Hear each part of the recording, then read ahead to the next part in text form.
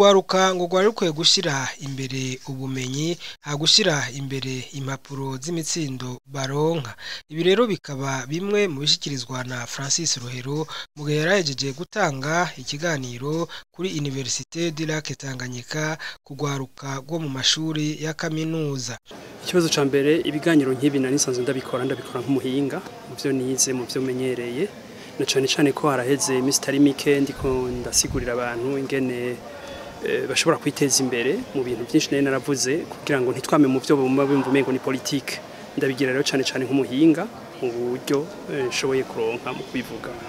Hanyuma uti entrepreneuria uburyo bwo gushobora kwiteza imbere abantu benshi bariko barakoresha ni vyiza ko abantu bavyijukira mugabo ico ndiko ndashaka gusigura cane nuko bikora abavyiyumvamo abatahura ico bivuga.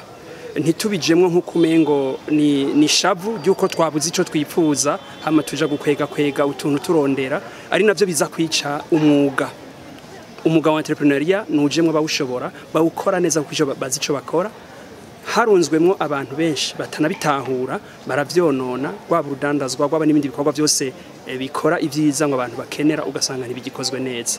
Nico rero nariko ndasigura ngaha abantu miye nk'umuhinga na cane ko ubunye mu kintu cyitwa CODES Agence de Consultance en Développement Économique et Social aho nshaka cane gusigurira abantu ibijanye n'ubuhinga mu vyerekeye iterambere. Ari naje kuganira nabo bise muri twamugina ugwaruka je ndabita cane abakiri bato kuko nta numwe mu bo twariko turaganira rugwaruka n'abantu bakuze bafise ubuzima bariko barajamwo. Ico ndiko ndasigura sinshaka ko ndabira ku bandi ivyabananiye ndiko ndavuga no munsi nti ni dusome ni turabe ivyabaye muri kahise k'ibihugu byinshi. Ivyo bihugu byinshi dusana bariko barigana nitumenye iyo byaciye ingene vyageze ku mahigwe biriko. Abantu bariko bari guno musi za kaminuza nta ukeneye gusa n'ubahimiriza nabo nyene n'abantu bakuze ni basome babitahure nibigishanye.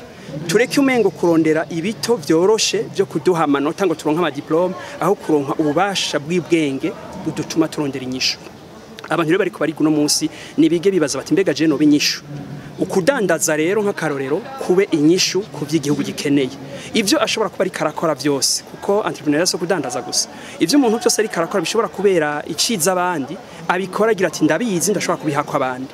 Igihe rero tubikora tutabizi tutabitohoje ari shaka gusa ryo kuronka amahera tubikora mu bube gito tukaza no gubesha abandi imyuga yose ikononekara. Umva kigaruka hamwe navuze abakiri bato nibumve ko baciye ubwenge. Niyo bo wavutse ahantu hatagira n'abandi bakuze n'uwavukira mu ishamba araronka ubwenge bw'ingene afungura ivyamwa hasanze n'ibindi byose. Nivyo rero nagira nti sinkeneye gutahuza cane ngo bariko barahendwa cyane ngo bariko barabwirwa ibinye mugabo shaka ko duca ubwenge. Nta muntu w'imyaka 25 no munsi yovuga ngo nikitazi ngo keneye ko bamubwira ibinabiriye. Hariho ibintu byinshi mu byo nashoboye kuvuga haje anye bijanye nibiba bikenewe. Umuntu nivyo arashobora kugira ubwira bwo gutanguza imigambi yiwe afise mugabo hariho ibintu atabashoboye. Murabizi ko twese abarundi nka twese tuvuka mu gihugu hagati ahantu tuvuka ku bavyeyi usanga ataburyo. Ikintu bita accès au crédit accès à des financements des capitaux ni kintu kiba kigoye. Naho umuntu iyo yafise ayaguha iyazi icucu mu marira. Niho rero nagira nti ivyo ni ibintu tukeneye kuba twigira hamwe turaba ingene bigenda kwibaza ngo mu Burundi les conditions zirahari twavyiza ibi byose turiko tubijamwe kuko tubona ko bidakwiye.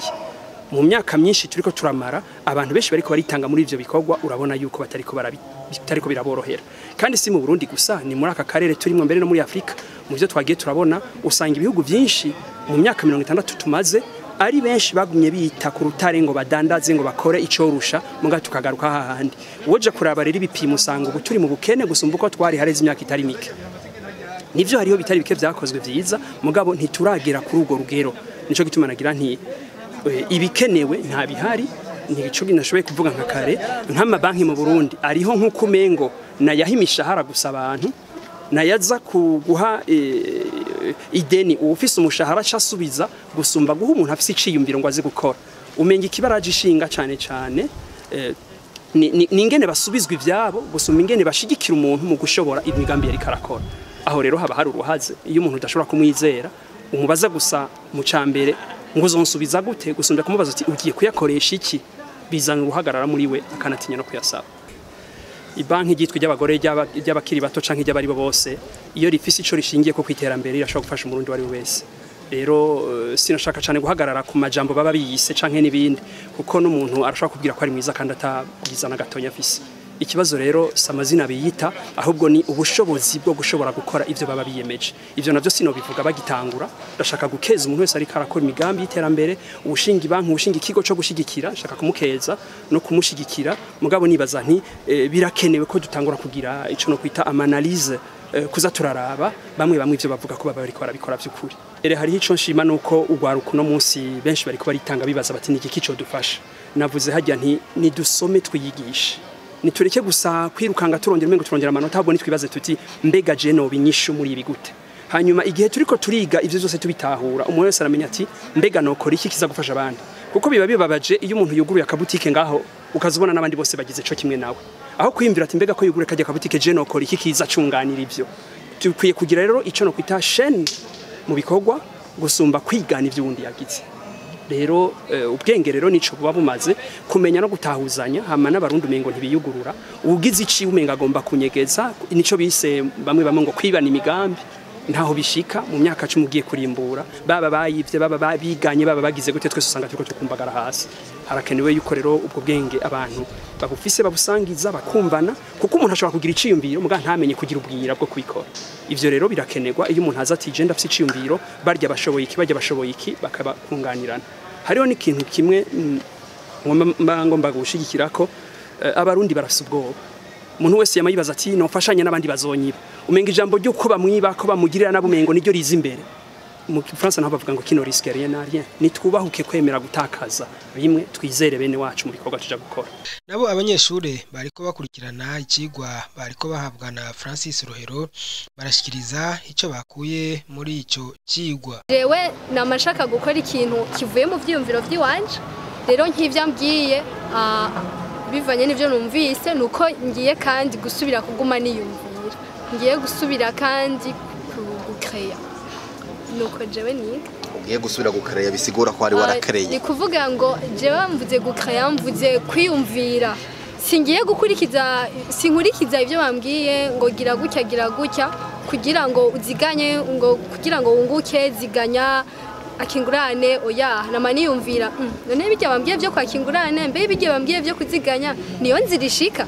Je rero namangiye kumviriza ibiriko biravugwa, hama shobore kudevelopa pensée yanje.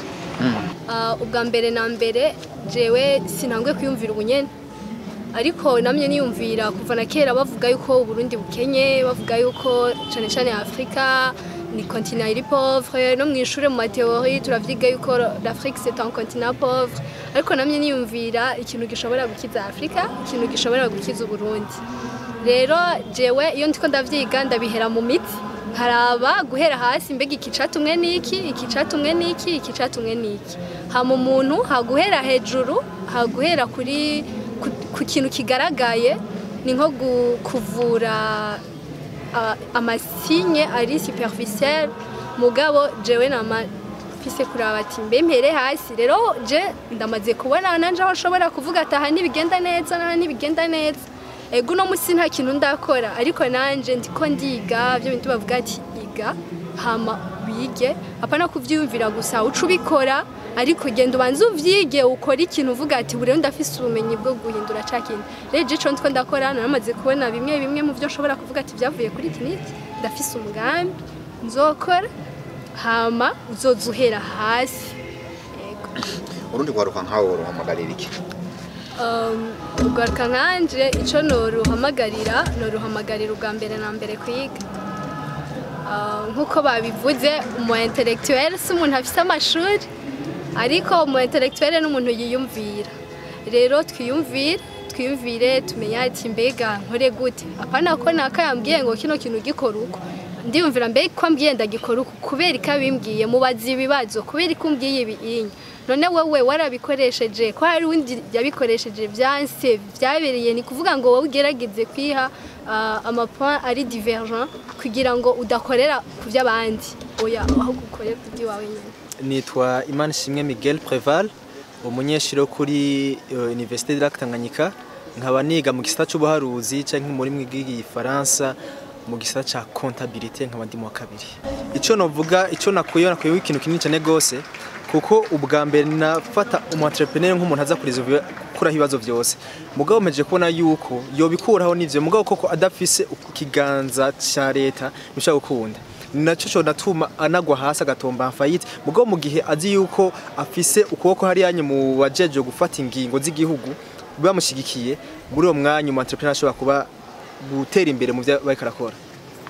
Mbega uvuze ngo ngo afashijwe n'ikiganza cya leta bisigura iki ku bwawe wataje? Kuvuga yuko uburyo leta ikirakoramwo n'amanorme n'ubwa ingingo zijejwe n'ivyo by'ubudana canke byo kwitunganya imigambi bihwanye n'amavaleur yiwe mu gihe ariko arakora canke nka leta ikaduza ama-impôt uyo mu entrepreneur ashobora gutera imbere mugabo mu gihe ama-impôt ari hakwira kwezi ajanye n'uburyo aronka akona ko harimo inyungu muri uwo mwanya ashobora gutera imbere kuvuga yuko si umuntu aja gusigijera ingorane leta mugabo ni leta iza kugerageza gukora ibibazo bivanye n'ingene ariko arakora n'ingene yitwara mu gihugu. Mbega uno munsi Miguel yoba yaragize création d'une entreprise yoba ategura gucrea entreprise akayidevelopa bimeze gute uno munsi Miguel ku ruhara kiwe ku bijanye no kwitunganyiriza imigambi? Okay, twaratanga tuvuga yuko imbere yo kuba entrepreneur faut kuba esprit entrepreneurial. Kivuze neza kandi nimwe mu esprit mfise ndiko ratuganya imigambi ndiko ndararondera uburyo ndabushiramo ku bugambi nkeneye non plus turekanye n'ivyonye ndafise ico no kwita ishiramwe ntwara yitwa le mouvement Mon Trésor yo ngaha nyene ku ishure twihaye ihangiro ryo kudandaza ubumenyi nk'iyo bagize ngaho no munsi kuko nasanze ingwande dufise singorane y'amafaranga gusa tafise n'ingorane y'ubumenyi ko nk'ubunyu urumva je navuga ati entrepreneur ingorane zose azikura aho niyo mpamvu leta ibimwemeye mugabo mu gihe leta itamwemeye ibona yuko amahera karatanga ari make kuvyo yinjiza urumva badugije mu entrepreneur za kuhomba kuvuga yuko bugati yuko ndafise ubumenyi mfise muri domaine runaka ariko ndafise ukuri noro nk'ubundi buhagije mu gihe nzoca ngenda kuvuga ati ngomba nkore muri domaine runaka nzobe narayize neza nzi amakode ya leta nzi ngene nzokorana je muri uwo mwanya nkatera imbere vyemewe na leta kandi turiko turakorana nayo nyene kuko mu gihe leta iri contre iwawe biragoye ntibinakunda kutera imbere ntigishoboka.